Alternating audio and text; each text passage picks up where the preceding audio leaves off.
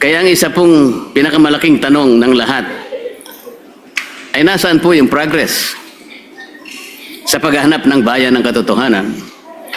Ano na po ang nangyari sa komite na siyang dapat nangunguna sa pagsisiwalat ng korupsyon at sa paghahanap ng pananagutan? Baka naman ang tunay na problema ay hindi ang kakulangan ng pirma, kundi ang kakulangan sa political will na dalhin ang investigasyon sa natural na tinutumbok nitong direksyon hanggang sa pinakadulo ng pananagutan. If there's a will, there's a way. Bungad ni Senator Lacson kahapon. Kilala siyang magaling na investigador nung panahon niya sa kapulisan. Kung nanaisin niya talaga na tuntunin ang katotohanan sa pamamagitan ng ebidensya na kanyang binigyan pa ng diin, dapat ay hindi niya tinitigilan o ipinagpapaliban ang mga pagdinig. Sinasabi niya na marami daw akong dahilan kung bakit hindi ako pumipirma sa partial report. Ngunit mas marami akong katanungan sa kanyang sariling mga dahilan kung bakit hindi matapos-tapos ang investigasyon ng Blue Ribbon patungkol sa bagay na ito. May mga napako at pabago-bagong desisyon tulad ng Abril 14, naka-schedule ang pagpapatuloy ng hearing sa Blue Ribbon Committee ngunit biglang ipinagpaliban.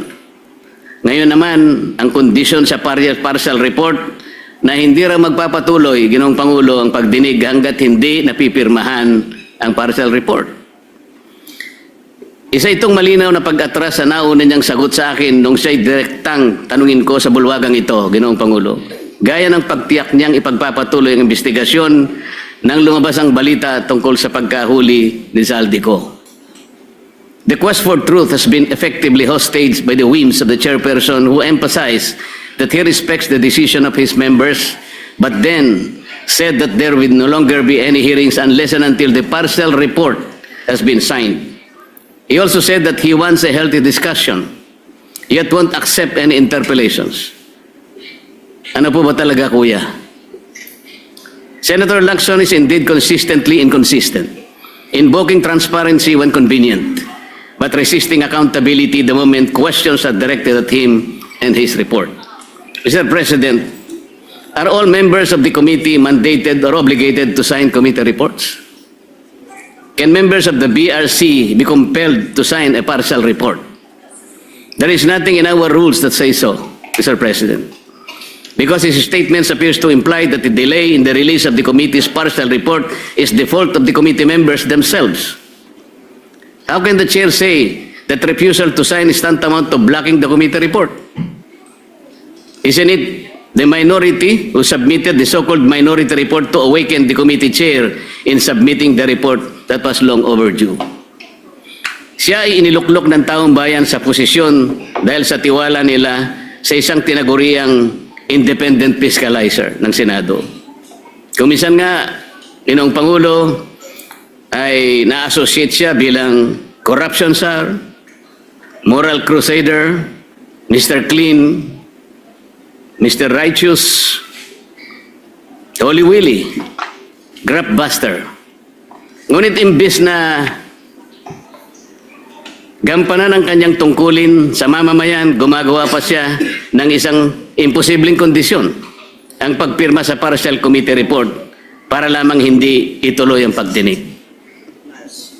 Moreover, Senator Lacson is again spreading this false narrative na kapag hindi ka pumirma, hindi mo sinusuportahan ang pagtataguyod ng accountability laban sa korupsyon. Let's correct this false narrative, Mr. President. Hindi minamandato ng tuntunin ng Senado na ang lahat ng miyembro ng komite na pumirma sa bawat report na nilalabas ng komite. At the most of it, sumasang-ayon ka kaya ka pumirma. So let this be a clarification to the false narrative being peddled by the chairperson. I haven't signed the report not because I don't advocate for accountability, but because the report itself is incomplete and thus could be biased, Mr. President. To press the committee members into signing a document they are not fully convinced risks compromising both the integrity of the process and the credibility of the committee. Anong kasiguraduhan ng mga miyembro ng komite na ang kanilang pagpirma sa partial committee report ay hindi gagamitin para tuldukan ang mga pagdinig at iwasan na ang paggawa ng matagal na inaantay ng taong bayan na final report. Anong gagawin o magagawa pa rin natin, Ginoong Pangulo, kung sakasakaling sabihin niya na tapos na ang pagdinig, total majority na ang nakapirma? It could be a trap, Mr. President. Bukod pa rito, Mr. President, may isang bahagi po sa nasabing privilege speech ang kumuha sa aming atensyon at hindi namin maaaring palampasin. Tulad nitong flood control scandal na patago ang atake. Ito pong slide na may pamagat na allocables at leadership fund na kanyang ipinakita sandali kahapon ay may imahe na hindi naman lubos na inilantad sa taong bayan. Putol, hindi buo, walang sapat na konteksto. At tila ba'y tumutukoy sa representasyong ito bilang humihingi ng mga proyektong katumbas ng 500. Whether it's 500 billion, 500 million, or 500,000. The big document tells a narrative that a certain Kong Marcoleta has this 500 allocation for the DPWH. At kapansin-pansin po, Mr. President, na tila hindi nakuha ng naturang slide ang inaasahang atensyon mula sa media matapos ang kanyang privilege speech. Marahil dahil maging ang mga mamahayag ay nakita ang kahinaan nito. Kaya't nakapagtataka na nitong umaga, kaninang umaga lang, Ginoong Pangulo, ay agad siyang nagkaroon ng dalawang panayam sa media upang muling bigyang diin at itulak ang parehong naratibo laban sa akin. Para bang hindi naging sapat ang privilege speech sa session hall at kailangan pang palawigin ito sa media upang masigurong kakalat ang malisyosong pagpapahiwatig kahit kulang sa linaw at sustansya. Meron pa siyang ikinuwento na noong ako ay kongresista pa at parte ng Commission on Appointments bilang chairperson ng Committee on Public Works and Highways, ako rin nanghingi ng halagang 1.5 billion na mga proyekto kapalit ng pag-confirm sa appointment ni Secretary Bonoan. Ngunit 500 million lamang daw umano ang naibigay. At sinabi pa raw sa kanya ng ibang kongresista na nabukulan sila at walang nakarating sa kanila ng mga proyekto.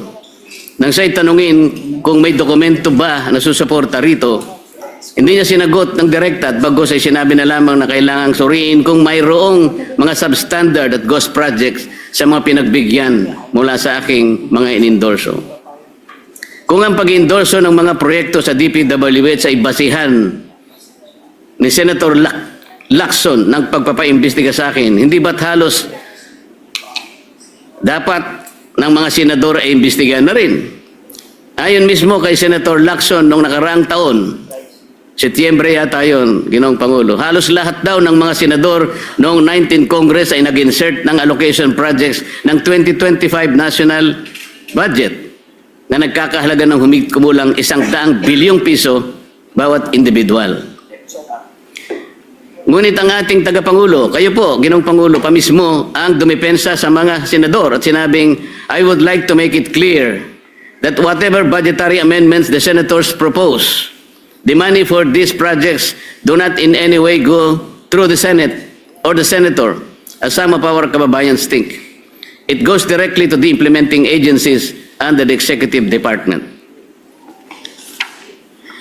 Sa dinami-dami ng mga pangalang nakaladlad sa kontrobersyang ito, ang ilan pa ay tila maingat na iniiwasan ng ating chairman at hindi man lamang nabanggit ng direkta kahit paulit-ulit nang iniuugnay ng mga naglutangang testigo at ilang beses nang naidawit ang mga sinumpaang salaysay, sa mga sinumpaang salaysay. Talaga namang pilit na isinasama ako sa kanyang naratibo. Masyadong halata naman ito, Ginoong Pangulo. Ako na ngayon ang pinagtutuunan niya ng pansin. Dahil ba sa ako lamang nagsasabi sa kanya na gawin niya dapat ang trabaho niya, Mr. President?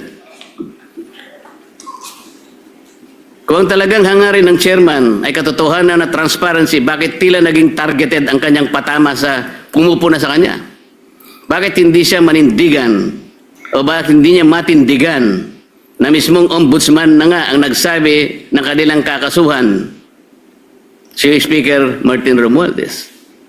Para ba sa kanya ay walang talagang kinalaman o sadyang pikit ang kanyang mga mata sa isinisigaw ng lohika? Sadya ata talagang nagbago na ang ating kasamahan. Nasaan na ang tapang ng dating Chief PNP na habulin ang mga nagkasala sa bayan? Kung itong issue nga na patungkol sa paglimas ng ating national budget ay kanyang iniiwasan, at ipinagpapaliban ng matagal. Ngayon gusto niyang puntahan ng umunoy breakdown ng mga proyekto para malaman kung may mga ghost projects sa mga ito. Paraan lamang niya ito upang maipilit ang kanyang naratibo laban sa akin, Ginoong Pangulo. Hindi na po ito paghahanap ng katotohanan. Ito ay pagpapalutang ng duda sa pamamagitan ng isang palabas. Hindi na rin po bago sa akin itong ganitong pailalim na pag-atake, Ginoong Pangulo. Nakita na natin ito nang siya ay sadyang nagpakalat ng isang splice o pinagtagpi-tagping video ng aking mga pahayag upang baluktutin ang tunay kong sinabi at linlangin ang publiko tungkol sa aking posisyon.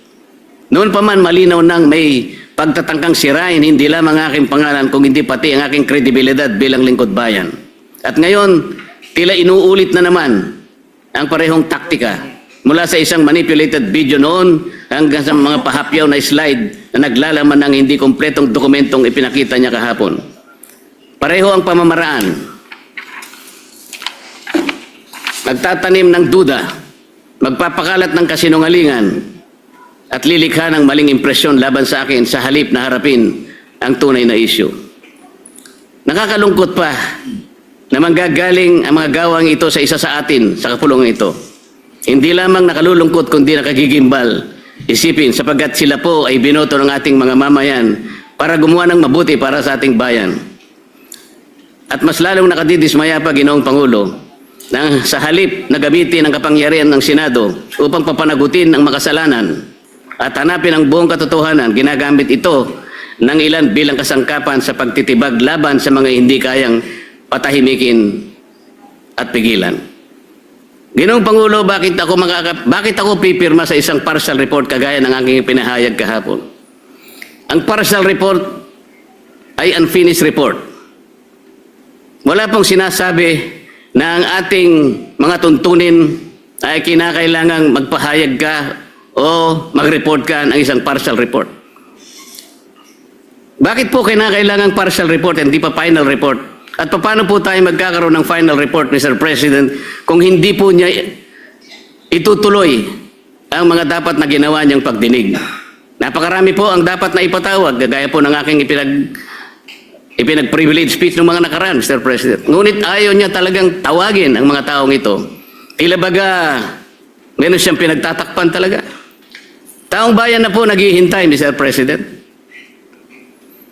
Hindi ba ang taong bayan ang pinagsisilbihan natin? Meron pa po bang tinitingnan siyang mas mataas sa taong bayan, Mr. President? Palagi niyang sinasabi, hindi ko raw po naiintindihan ang interparliamentary courtesy. Mabigat na paratang, Mr. President. Sinabi ko nga po kahapon ang interparliamentary courtesy ay kinapapalooban ng dalawang kapulungan, ang Kongreso at saka ang Senado. Paggagalangan sa bawat chamber. Ngunit bakit po itinatanghal niyan ay galang natin ang kabilang chamber, ngunit tayo mismo dito sa ating sariling bulwagan ay hindi ko nakikita ang tunay na paggagalangan. Alin bang mas importante? Ginoong Pangulo, kailangan ba nating munang igalang ang ating kapitbahay, pero hindi natin igagalang mismo ang miyembro ng sarili nating pamilya? Dito susukatin kung sino po ang merong dalawang standards. Nasabi ko po kahapon, bakit hindi ko babaliwalay ng konsepto ng interparliamentary courtesy kung yung pong mga taong binabanggit sa napakaraming mga testimonya ng tinawag nating mga witnesses at mga resource persons ay tumutukoy sa mga taong ito? Gagamitin pa natin yon samantalang sinabi nga natin nilimas na nga ang pera ng bayan. Gagamitin mong pagtatakip dahil sa paggalang sa interparliamentary courtesy. Hindi ba sa unang-una pa lang sila nang hindi gumalang sa mga taong bayan na pinaglilingkuran natin? At sa kanya pong interview kaninang umaga, nabanggit niya, ako po'y wala na raw sa hulog. Hindi ko raw po maintindihan na tumayo siya rito at sinabi niya na ayaw muna niyang sumagot. He cannot yield to the floor until and unless the partial report has been signed by the majority. Madali pong intindihin yun, Ginoong Pangulo. Ayaw niya talagang ituloy ang pagdinig sapagkat gagawin niyang kondisyon na kinakailangan muna na mapirmahan ang partial report. Saan ka naman nakakita ng ganong klaseng pangangatwiran? Ang sabi ko po, ngayon ko lang nakita ang very highly unusual na patakaran para sa kanya. Sabi ko nga po, kung sinabi niya mismo, ayaw ko magpa-interpolate kahit kanino, lalong-lalo na kay Senator Marcoleta. Diretsahan, Mr. President. Tatanggapin ko yun. Ayaw niya eh. Bakit ko siya pipilitin? Ngunit kung gagawin niyang dahilan, kaya ayaw niya magpa-interpolate sapagkat gagawin niyang kondisyon na kailangan mapirmahan muna ang partial report, ino-hostage niya ang taong bayan, Mr. Speaker. Yun po ang hindi ko kayang tanggapin. Ano ito, takutan? Kaya niya ginawa yun? Kaipala, Mr. President, kaya pala siya nag-privilege speech. Hindi dahil sa meron siyang gustong sabihin, para ipakita niya yung kapirasong sulat na yon. May nakalagay, Kong Marcoleta, 500. Yun po yung gusto niyang palabasin. Ganito na po tayo ngayon, Ginoong Pangulo. Bakit ko pipirmahan yung partial report? Isa po sa hindi ko matanggap-tanggap sa partial report ay yung isa sa kanyang mga rekomendasyon tungkol sa sino ang mga taong dapat na ipaghabla. Tingnan po ninyo, Ginoong Pangulo, doon sa kategoryang public officials categorized under recommendations for preliminary investigation, ang dami pong legislators doon. Pinangungunahan na po ni Saldico at marami pa pong iba. Sa mga intermediaries po, Mr. President, binanggit niya si Undersecretary Traigib Olaybar. Binanggit niya yung Maynard Ngu. Hindi ko po alam kung sino yung Caroline Villayap, J.Y. De La Rosa, Mrs. Patron, Lawrence Cruz, John Paul Estrada, Mark Tiksay, alias Peng. Pero wala po yung Yusek Adrian Bersamin na siya mismong naghayag sa plenaryo nung nagkakaroon po ng plenary debates na po sa ating budget.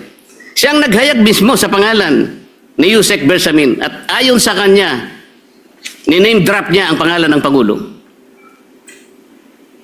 Sinabi rin po ni Saldico, yung 30 Tamarin Street na kung saan 1 billion ang nai-deliver ni Saldico. At ang tumanggap po noon ay si Yusek Jojo Cadiz. Napakabigat na akusasyon. Ginoong Pangulo, wala man lang po rito sa dapat na banggitin na intermediaries. Nasaan po ang pangalan ni former Speaker Martin Romualdez? Nilagay po niya doon sa classification ng public officials categorized under fact-finding investigation. Ang laki po ng diferensya ng fact-finding investigation sa preliminary investigation. Bakit po yung tinuturo mismo na mastermind, yung pa po yung nasa, wala po sa preliminary investigation, nasa fact-finding lang. Tingnan po ninyo yung mga lumabas sa mga dyaryo, sa mga periodiko, Ginoong Pangulo. Billionaire News Channel dated May 5, 2026, Ombudsman, Romualdez umanong tinuturing mastermind sa controversial na flood control scandal. Politico.com dated May 5, 2026. With 56 billion in supposed kickbacks, Ombudsman tags Martin Romualdez as mastermind of flood control scam. Abante dated May 5, 2026. Ombudsman, Romualdez mastermind ng 56 billion flood control kickbacks. Abogado.com PH dated May 5, 2026. Ombudsman panel tags Romualdez and Co as masterminds. Dito pa lang po sablay na yung report Nandun lang siya sa fact-finding, samantalang ang ombudsman, tinag na po siya, isa sa mastermind. Saan po papunta ang report? Ginoong Pangulo?